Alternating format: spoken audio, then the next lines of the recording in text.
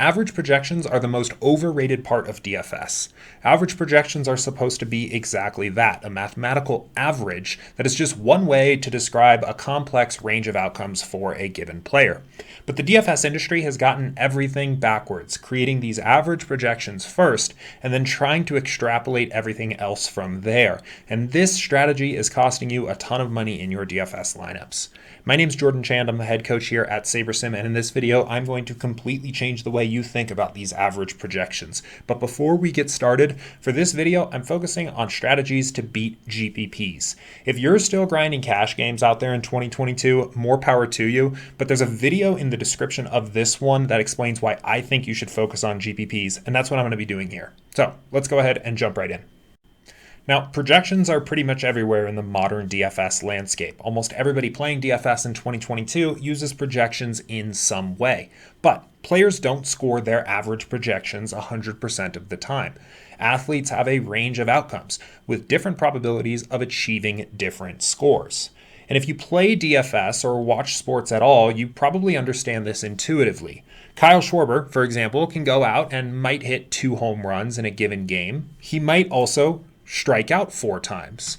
The problem here is that despite intuitively knowing that these ranges of outcomes exist, most DFS tools and players even are obsessed with these average projections, and they prioritize them first above everything else. They use this average projection as the holy grail and try to extrapolate the range of outcomes from there using really bad assumptions. A very common example of one of these bad assumptions is the normal distribution, or the bell curve, which assumes that the player's most likely outcomes are all centered around that average mean. If you've ever used a randomness setting on a lineup optimizer, you've assumed that the players for that particular slate all have a normal distribution, and by adjusting that randomness slider higher, you essentially make this bell curve wider. Now, there are 2 big problems with a normal distribution. The first is that most athletes' outcomes are not normally distributed, and in fact, a normal distribution is a really bad assumption for a lot of different players. For example, a hitter in baseball, Nolan Arenado's distribution here, where his average is 10.42 points, but his most common outcomes are close to 0, and then there's this huge tail of ceiling outcomes where he scores 30 or even 40 fantasy points. For golfers, for example, Jason Day's distribution, where his average is 57.59, but that outcome is actually extremely unlikely here, and instead we have what's called a bimodal distribution, where there's 2 separate distributions for when Jason Day either makes or misses the cut. In NASCAR, we have Ricky Stenhouse Jr.'s distribution here as an example, where we have these extremely diverse distributions that are almost never normally distributed that vary quite a bit from driver to driver based on where that driver starts in the race.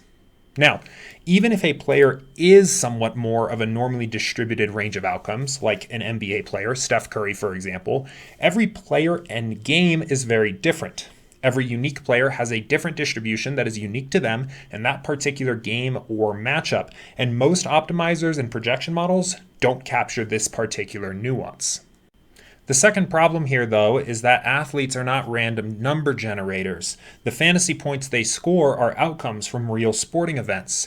Randomness misses that entirely because it just randomly picks a number from under the bell curve distribution for every single player. And in reality, there are correlations between players, and the amount of points one scores affects another. If Tom Brady's average projection is 20 points and he scores 30 points for that particular lineup based on the way your randomness is set up, that should affect the amount of points that Mike Evans is going to score for that given lineup. But in reality, it doesn't. No traditional optimizers have randomness settings that work this way, and Mike Evans will eventually get his own independent and incorrectly uncorrelated projection from Tom Brady.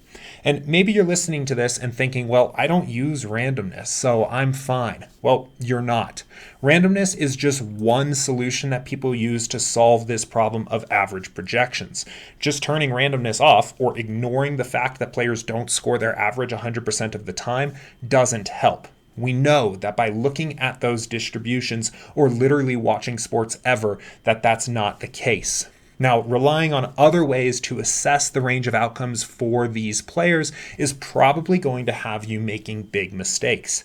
If you set exposure limits for different players or different stacks, I'm talking to you here.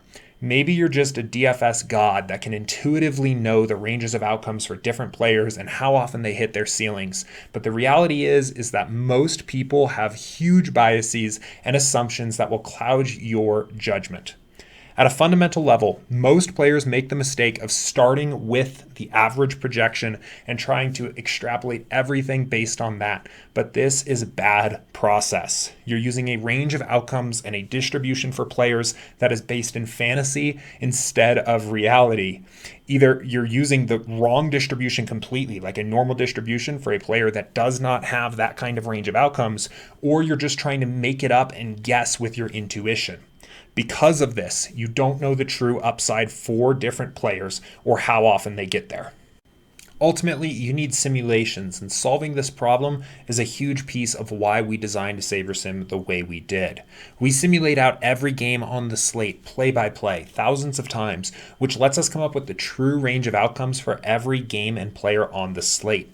We have average projections, but they are averages that are generated the right way as a way to just visualize a full and complex range of outcomes for a player, not the end-all be-all or the first thing we create.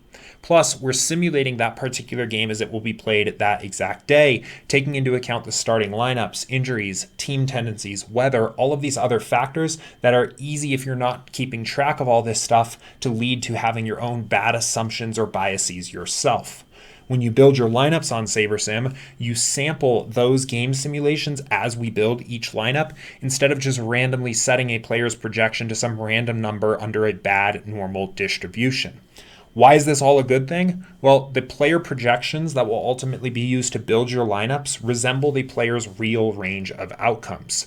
When you're getting players in your lineups, it means they have true upside in game simulations, and you'll get an exposure to different players in accordance with how often they hit those upside outcomes. But secondly, because those projections are coming from actual game sims, they're correlated. If you build a lineup with Mike Evans because he scored 30 points in the sims used to build that lineups, it's probably likely that Tom Brady had a good game and he'll be scored accordingly. So how does this actually all work in practice on SaberSim? Well, we simulate these games automatically and pull from those sims when it comes time to build your lineups. And the primary setting that controls how we do that is our sim precision slider in the build settings. The sim precision slider controls how many simulations we're using to generate the player projections that will be used to build each individual lineup. With sim precision at 0, for example, we are using the average projection of every sim. In other words, we're just optimizing with the average projections. With a sim precision at 10, we're using a single game simulation and setting the player's projections to what they scored in that single game sim every single time we build each individual lineup. And there's a sliding scale of different settings of how many sims we're going to look at from there. In a general sense, the higher the sim precision slider is, and the fewer number of sims in a bucket, the more volatile your projections will be and the more diversity you'll have in your lineups. The lower the sim precision is, the closer you'll be towards using the average projection in each individual lineup. The best part of this is we've taken all of the guesswork out of it. We automatically adjust the default sim precision slider based on the site you're playing on, the sport you're playing, the slate size, and the contest that you're building your lineups for, giving you the right slider level to correctly balance your diversity and upside in your lineups. You can absolutely come in here and continue to make changes and move your sim precision slider around for yourself, but our default values will give you a really strong foundation of lineups to work with. Now, stop letting these average projections and terrible assumptions wreak havoc on your DFS lineups and start building lineups using the true range of outcomes of these players. You can head over to our site to get your 7-day trial started completely for free at SaberSim.com and start building better DFS lineups today. In the meantime, thank you for watching and good luck.